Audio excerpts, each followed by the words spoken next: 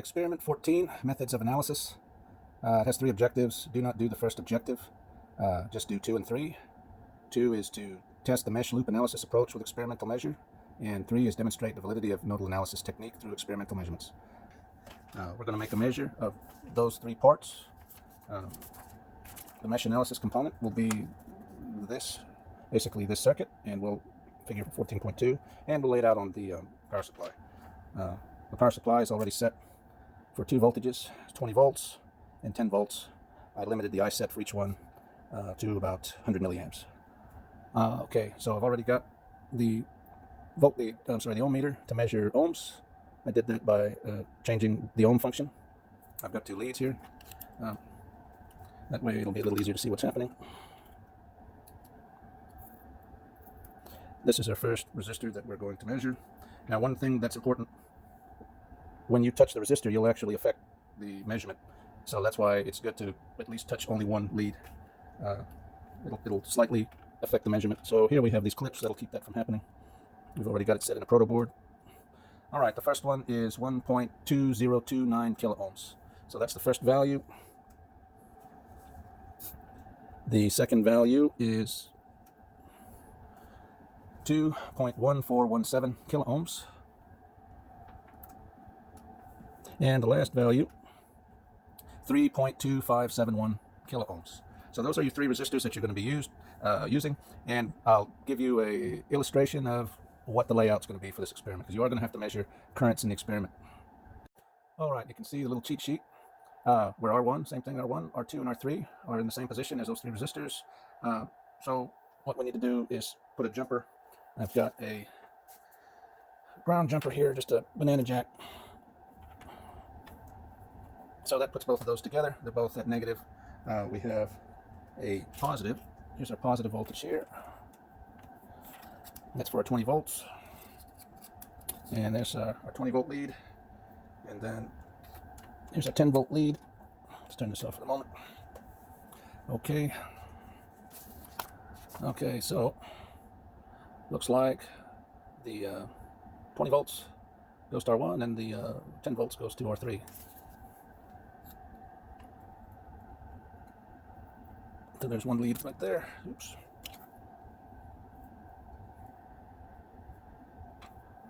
There's our 20 volts right there. All right. And now an easier way to do this, since we want to bind these all together, I've got some little jumpers here. There's one lead. And there's a second lead right there.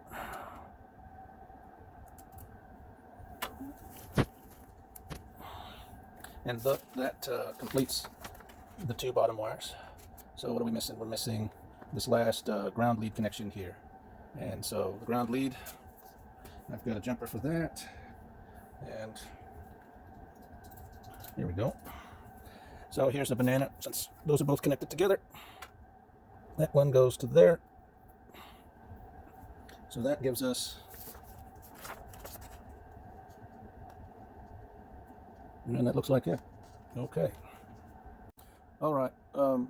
Once we need to do the next part, where we need to measure all these voltages when this thing is on. So we have the voltages are there. We need to get out of the ohm meter section. So put this back on DC volts. You need to put your leads back in.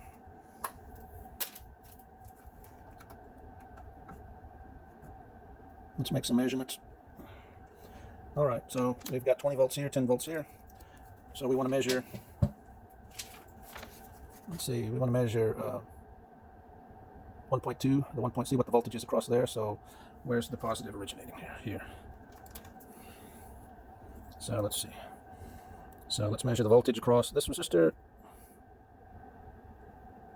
All right, 7.728. Let's say, to let it settle down, 7.7288. Good enough. Go to the next one. Now, this is in relation, let's see. The next one is, so our positive is actually right here. So we need to go this direction, and we have 12.277.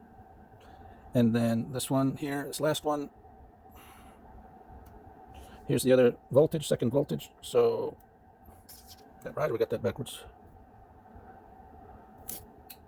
2.2 volts. Those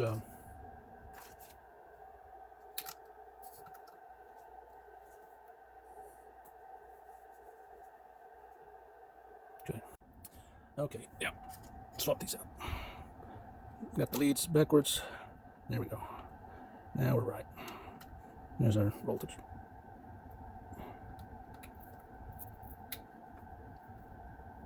Oh boy. There we go. So, so now it's positive, that's correct. 2.275. 2.2763, how about that? All right, part 3, nodal analysis. Basically, you need to set up the circuit and measure these four resistor values. We had another resistor in there. So I've got those set up. So we've got to remember last time that we changed, we were at 20 volts. So let's change that. Let's V-set at 15 volts. And I-set stays the same. Channel 2, V-set is at 5 volts now. Okay, and we want to do our resistive measurement, so make sure we go into the resistor checker, and let's see what each of these values. Now what I did, I made a little bit of a cheat sheet here. So you see, this is basically what we're going to do. 4 resistors, 2 voltages, but since we need to figure out each of the resistors, let's do that first. So all these resistors have an open end. That won't affect my resistance measurement. So let's do the first one. All right, here's the first one. Let's see. All right, 1.2025K. All right, let's take the next one here. Take that one. There we go. And there's the second one, 3.2554. All right. And the next one here. And that is 0.99991. So basically 1K, but use all the nines. And the last one, here we go. Get that out of there. Oh, killing me. There we go. And that last one is 2.1418 kilo ohms. All right, so let's get rid of this. Now, let's go to, make sure these are still right, I think. Okay, what do we say? This one V-set. 1.5 inner. But everything's still good. All right. So now we have these 4 resistors here. To make things easier and see what's happening, let's just do this. Let's connect that to this one here, and then let's connect a jumper here to this one here. There we go. And what that's going to do is give us an attachment point for our ground. So here's my cheat sheet. Nope, wrong one. Here's my cheat sheet. So this is what we've done. We have the 1.2K, the 3.3K, the 1K, and the 2.2K. So what I've done, I just have a ground there just to illustrate that is the negative for the circuit. WA is the part that we want to measure. So we have here, that's actually, let's see, that's actually here at, WA. So that's what it's going to look like. So what we need are some jumpers to connect the whole thing together. And where do we have that? Okay, so here is a jumper. Let's start with this one. This is our negative. And that negative is going to go where? It's going to go to where I made a little connection. There, something like there. There we go. So right in the circuit, that's between the ground and the power supply and the 3.3K and the 1K. So now we just need to attach our voltage, and I think we're in business. So this is the 5 volts that we have here. The 5 volts goes to that end of that resistor here.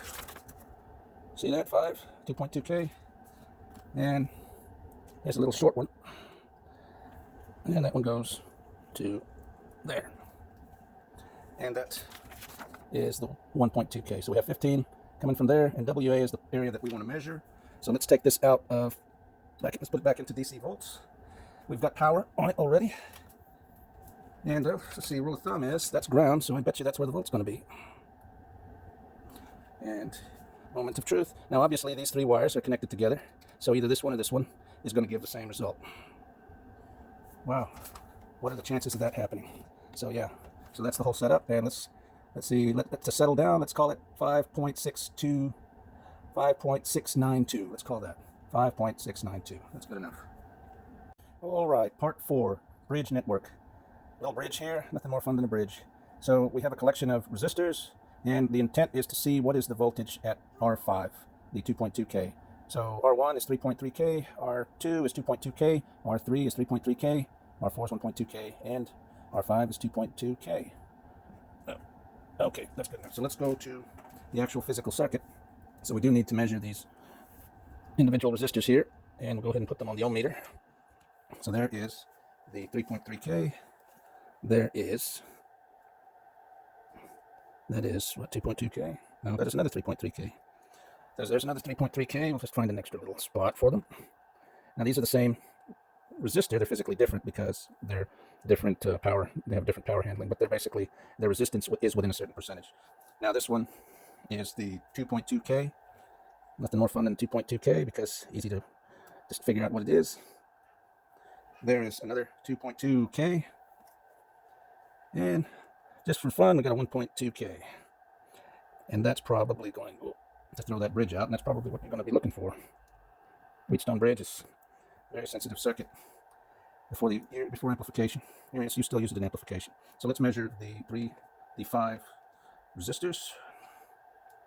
All right, so we start with R1. R1 is 3.2558. Good enough. R2, 2.1419. 3, resistor 3,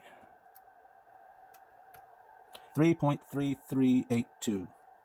Now this is why you leave your equipment running so that it'll equalize, because otherwise it rolls all over the place.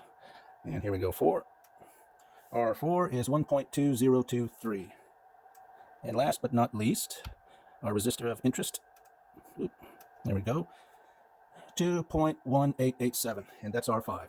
That's the one that we're going to make a measurement. All right, so if we look at this circuit, we've built it. That's basically from your text. That's what the circuit is going to look like. Make sure that our power supply is just set where it needs to be. So basically that's what we did, respectively, with all those parts in the same location. So for this one, we just needed 20 volts. So be set to 0, enter. We don't need to do anything with channel 2. We'll just leave it where it's at. So let's attach the ground connection. See if we got, oh, I almost made it. So that's the bottom of the bridge right there. Bottom of the bridge. Ground connection, 20 volts. Just need our positive, some positive. Oh boy, what are the chances of that happening? Let's just use this one. So here's our input voltage right here, 20 volts. There we go. Apply power, let's see if it, okay, it's consuming, looks like 9 milliamps. So that's good, it's doing something. It's probably imbalanced, that's what the whole point is. So let's do the measure. Let's do DC volts. And I guess the only one we're really interested in is the middle one. So which direction would it be going? Let's see, a 50-50 chance if we get it right. Let's see, and it says 0 millivolts. Well, that's silly because we don't have power. There we go. So we're drawing 9 milliamps, and but that's approximate, so don't use that meter. It says 20 volts here. We got it the correct direction. 1.3 volts, 1.3273. How about that? That's good. It's probably heating up. That's why it keeps changing. One of the resistors is heating up, and that's the real beauty of this. It's very sensitive to disturbances. But yeah, a small change makes the bridge become imbalanced because there's currents in there, and my fingers are causing those currents to change. So yeah, that's it. That's all there is to it.